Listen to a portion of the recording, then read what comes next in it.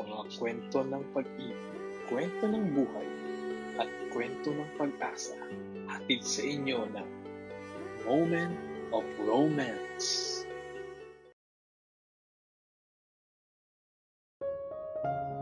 Si Ira ay anak ng isang iginagalang na guro. Kaya naman, hindi nakatakatakang namana niya ang talino at determinasyon ng kanyang mga magulang. Bilang isang masigasig na dalaga, kasalukuyan siyang nagtatrabaho sa isang maliit na opisina sa sentro ng bayan. Dahil kapwa may matatag na hanap buhay ang kanyang mga magulang, maituturing na may kaya sila sa buhay. Ang kanyang kinikita ay buo niyang nailalaan para sa sarili. Kaya naman, hindi naging mahirap para sa kanya ang magpuntar ng mga bagay na matagal na niyang inaasam. Katulad na nga lang ng sasakyan na kahit second hand lang niyang nabili, ay nasa maayos pa namang kondisyon at sapat na upang ihatid sundo siya sa kanyang trabaho. Para kay Ira, ang sasakyang iyon ay higit pa sa bakal at gulong. Ito ang simbolo ng kanyang unang pagsisikap. Tuwing Sabado, ginagamit niya ito upang ikutin ang mga baybayin ng Batangas. Humihinga ng malalim habang dinadama ang hanging dagat. Ngunit sa isa sa kanyang mga paglalakbay, isang hindi inaasahang engkwentro ang nagbabago sa kanyang nakasanayang takbo ng buhay. Isang maulang hapon sa gitna ng traffic sa Lipa, biglang tumirik ang sasakyan ni Ira. Sa kabila ng pagiging nasa maayos na kondisyon nito, tila napagod ang makina sa tindi ng buhos ng ulan. Habang pilit niyang sinusubukang paandarin ang sasakyan, isang lalaki ang kumatok sa kanyang bintana. Iyon ay si Mario, isang civil engineer na nagtatrabaho sa isang kalapit na construction site. Basang-basa ito ng ulan, ngunit may bitbit na toolbox at isang mahinahong ngiti. "Miss, mukhang overheat yata yan. Huwag mo nang pilitin, baka lalong lumala. Gusto mo bang tingnan ko?" Alok ni Mario.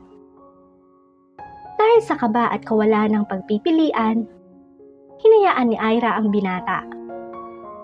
Sa ilalim ng payong na hawak ni Ira, habang kinukumpuni ni Mario ang makina, nagsimula ang isang simpleng usapan.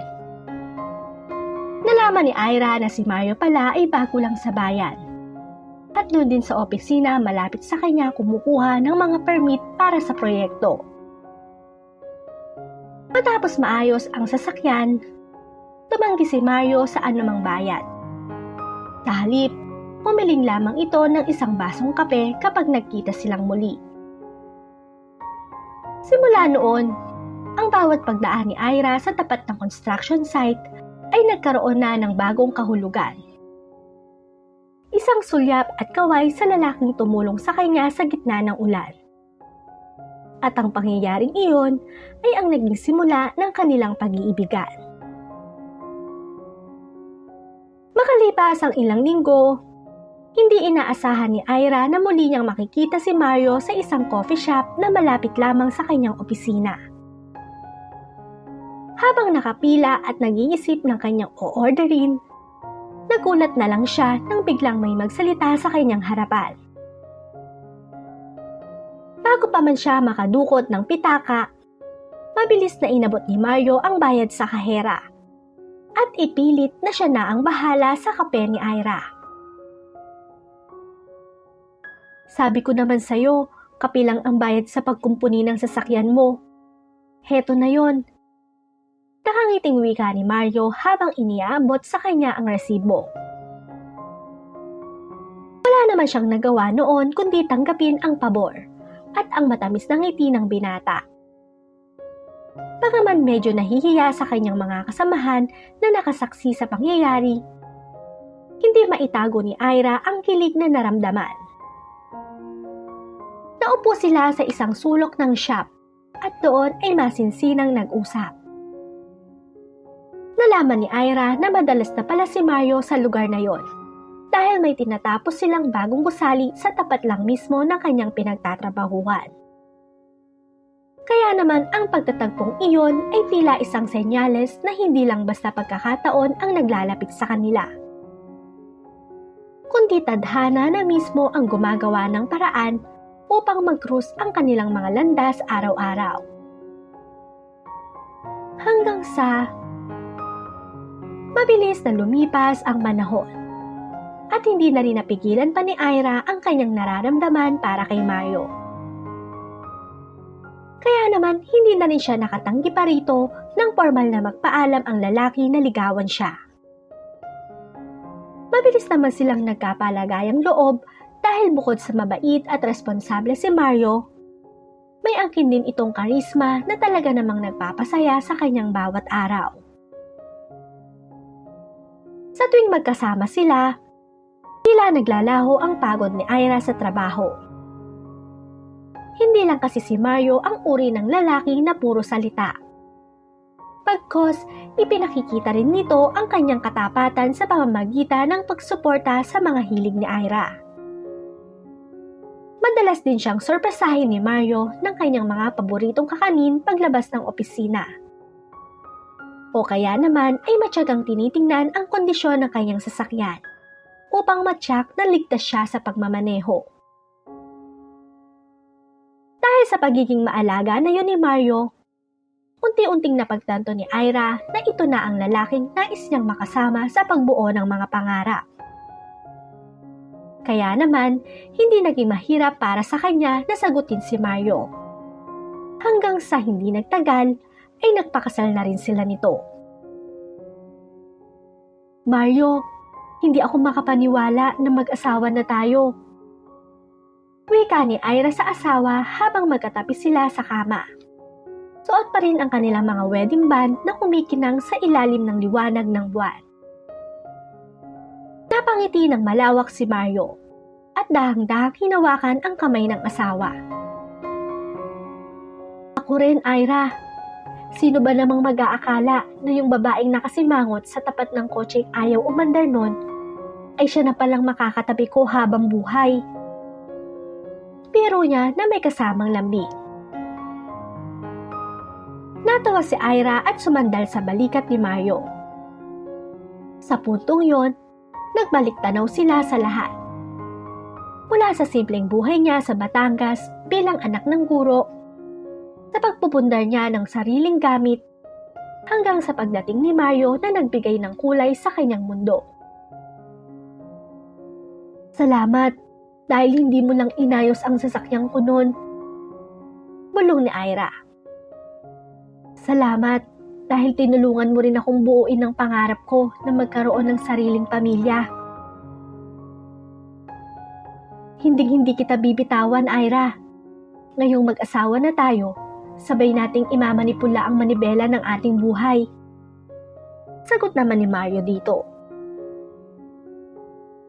Nung gabing yon, nangako si Mario na gagawin niya ang lahat upang maging karapat-dapat sa pagmamahal na ibinigay ni Ira sa kanya. Hinarap niya ang asawa at tinitigan ito ng diretso sa mga mata. Ira, pangako ko sa'yo, hindi mo pagsisisihan ang pagpili sa akin. Gagawin ko ang lahat para hindi ka makaranas ng hirap at para mapanatili ang ngiti sa iyong mga labi. Higit pa sa pag-aayos ng mga makina o pagpapatayo ng mga gusali, ang pinakamahalagang proyektong gagawin ko ay ang pagbuo ng isang tahanang puno ng saya, respeto at pagmamahal para sa atin. Dahil sa mga salitang yon, lalong naramdaman ni Ira ang kapanatagan. Alam niyang hindi magiging perpekto ang hinaharap at tiyak na may mga lubak pa silang madadaanan sa kanilang pagsasama. Ngunit dahil si Mario ang nasa tabi niya, kampante siyang malalagpasan nila ang anumang pagsubok. Niyakap niya ng mahigpit ang asawa habang pinakikinggan ang tibok ng puso nito. Isang tunog na naging paborito niyang himig simula nang magtagpo sila sa tapat ng kanyang sirang sasakyan. Doon, sa ilalim ng tahimik na langit ng Batangas, nagsimula ang kanilang kwento bilang isa. Simula noon, naging maayos ang pagsasama nina Ira at Mario. Sa katunayan, naging huwarang asawa ito sa kanya. Kaya naman buong akala ni Ira ay wala na siyang mahihiling pa. Ramdam na ramdam din niya ang pagmamahal ni Mario. Dahil ito ang tipo ng lalaki na laging inuuna ang kanyang kapakanan. Bukod sa pagiging maasikaso, hindi rin ito nagkulang sa pagbibigay ng seguridad para sa kanilang kinabukasan. Dahil dito, labis ang pasasalamat ni Ira at itinuturing niyang isang malaking swerte ang pagkakaroon ng asawang tulad ni Mario. Subalit ang hindi niya alam, sa gitna ng isang hindi inaasahang sitwasyon, doon pa lang pala talaga niya masusubok ang tunay na pagkatao ng lalaking kanyang pinakamamahal. Hanggang sa isang araw, ang tila perpektong buhay ni na Ira at Mario ay biglang niyanig ng isang matinding pagsubok.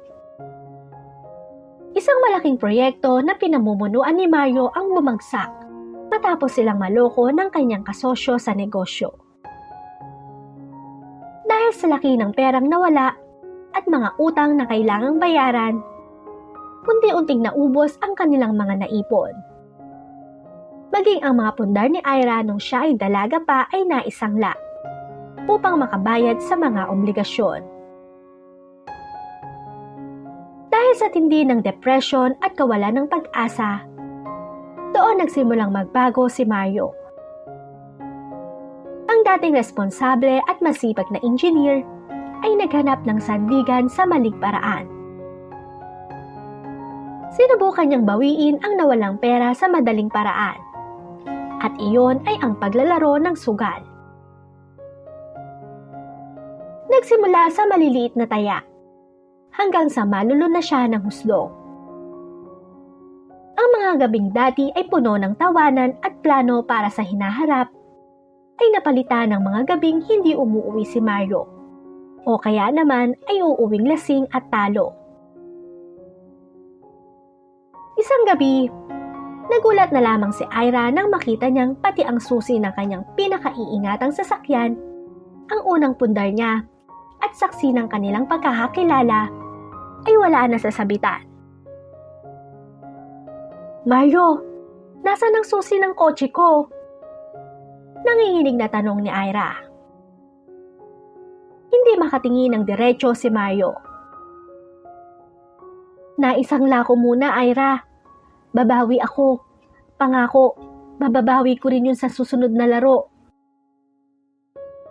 Hindi makapaniwala si Ira habang pinagmamasdan ang asawang dati ay tinitingala niya bilang kanyang sandikan.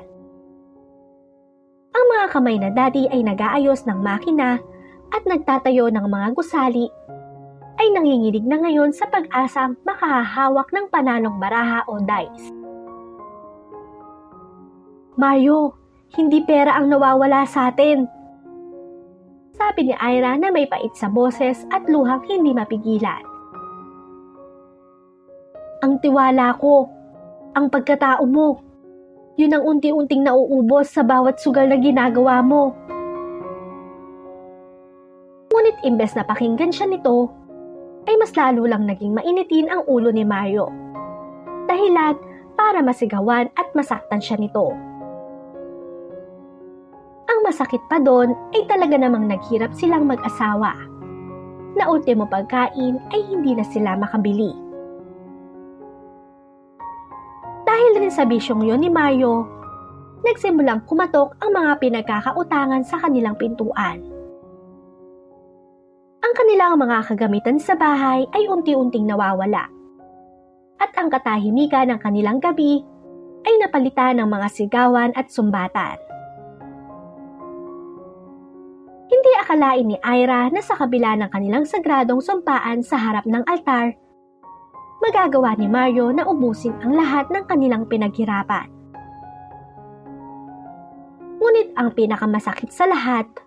na tila isang patalim na sumaksak sa kanyang puso ay ang katotohanang wala siyang kamalay-malay na nagawa siyang ipambayad ng sarili niyang asawa sa isang mayamang negosyante upang mapagtakpan lamang ang mga utang nito sa sugal.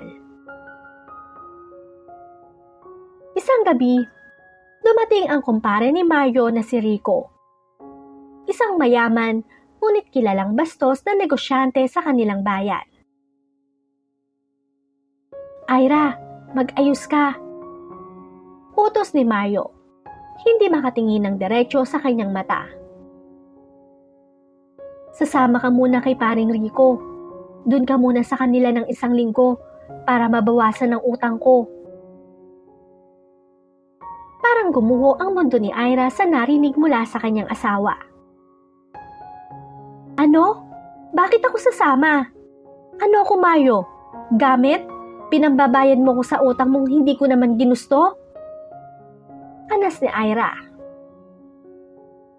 Sa halip namang humingi ng tawad, yumuko lang si Mario.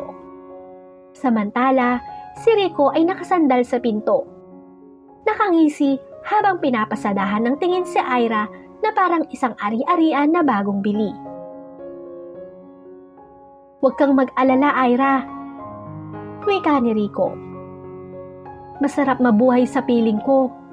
Hindi ka magugutom, hindi gaya rito." Tumayo ng tuwid si Ira. Sa halip na umiyak o magmakaawa, naramdaman niya ang isang klase ng lamig sa kanyang puso. Tumingin siya kay Mario, ang lalaking pinangakuan siyang sasaluhin sa hirap at ginhawa. "Sige," sabi ni Ira. "Sasama ako," matigas niyang sabi. Hindi nagtagal ay sumama nga si Ira kay Rico, pero hindi bilang kabayaran sa utang. Pagdating sa bahay nito, hinarap niya ito ng walang takot. Sabi niya, "Akala mo ba pag-aari mo na ako dahil sa utang ni Mario? Utang niya yon at labas ako doon. Kung gusto mo kong manatili rito, pagtatrabahuhan ko ito. Aayusin ko ang mga libro ng negosyo mo na alam kong magulo." Natigilan si Rico sa narinig. Hindi niya inaasahan na ang babaeng inakala niyang madaling pasunurin ay may ganitong klaseng tapang. Unti-unting sumilay ang isang mapaglarong ngiti sa kanyang mga labi. "Matapang ka," sabi ni Rico habang dahang-dahang lumalapit. "Sige, seryosohin natin ang alok mo. Ayusin mo ang mga libro ko. Pero tandaan mo, Ira, sa oras na magkamali ka o may makita akong pandaraya, hindi lang si Mario ang malalagot, pati ikaw." Dahil sa kanyang matapang na alok, nagkasundo ang dalawa. Sa loob ng 1 linggo, masusing sinuri ni Ira ang bawat pahina ng mga dokumento ni Rico. Doon niya natuklasan ang mga iligal na gawain at matibay na ebidensya ng pandaraya nito sa buwis at sa iba pang mga transaksyon. Gamit ang impormasyong iyon, hindi naging mahirap para kay Ira na makuha ang kanyang kalayaan. Inihap niya kay Rico ang mga kopya ng ebidensya bilang babala. Isang malaking galaw nito ay direkta itong makakarating sa mga otoridad. Dahil dito, natsak ni Ira na hindi na sila mabubulabog pa ni Rico kailanman. Pitpit ang kanyang bag at ang matamis na lasa ng tagumpay. Nilisan ni Ira ang mansyon ni Rico nang may mataas na noo. Ngunit sa kanyang pag-uwi, isang panibagong tanong ang bumagabag sa kanya. Kung handa na ba siyang harapin muli si Mario, ngayong napatunayan na niya ang sariling lakas. Pati niyang hindi na siya ang dating Ira na sunod-sunuran lamang. Sa pagpasok niya sa kanilang pintuan, nakita niya si Mario na naghihintay. Tila balisa at puno ng pagsisisi. Ngunit bago pa man ito makapagsalita, ay malamig siyang tumingin dito. Hindi na na siya ang babaeng iniwan nito sa kamay ng isang kaaway para lamang pambayad utang. Ira, salamat sa Diyos at nakabalik ka. Akala ko ay... Hindi na natapos ni Mario ang kanyang sasabihin dahil itinaas ni Ira ang kanyang kamay upang patigilin ito. Ang boses na dating puno ng lambing ay napalitan ng isang nakabibinging katahimikan. Akala mo ba ay babalik pa ako para maging asawa mo ulit? Mahinahon ngunit mariing tanong ni Ira. Mario, ang pag-ibig na ipinagmalaki mo ay gumuho nung sandaling ginawa mo kong pambayad sa pagkakamali mo. Ang seguridad na akala ko ay ibinibigay mo sa akin, ako pala ang kailangang bumuo para sa sarili ko. Tugon ni Ira. Dahang-dahang inilapag ni Ira ang susi ng kanilang bahay sa ibabaw ng mesa. Isang tunog na tila naging tuldok sa kanilang pagsasama. Tapos na tayo, Mario. Ipinaglaban ko ang kalayaan ko kay Rico. At ngayon, kukunin ko naman ang kalayaan ko mula sa'yo. Huwag mo na akong hahanapin pa. Sa huling pagkakataon, tinalikuran ni Ira ang lalaking dati ay itinuring niyang swerte. Habang naglalakad palayo, wala siyang naramdamang pagsisisi. Dala ang aral na ang tunay na swerte ay hindi matatagpuan sa proteksyon ng iba, kundi sa sariling lakas at paninindigan. Sa bawat hakbang niya palabas ng pintuan, bitbit niya ang isang bagong simula. Isang buhay kung saan siya na ang nagmamay-ari ng kanyang bukas.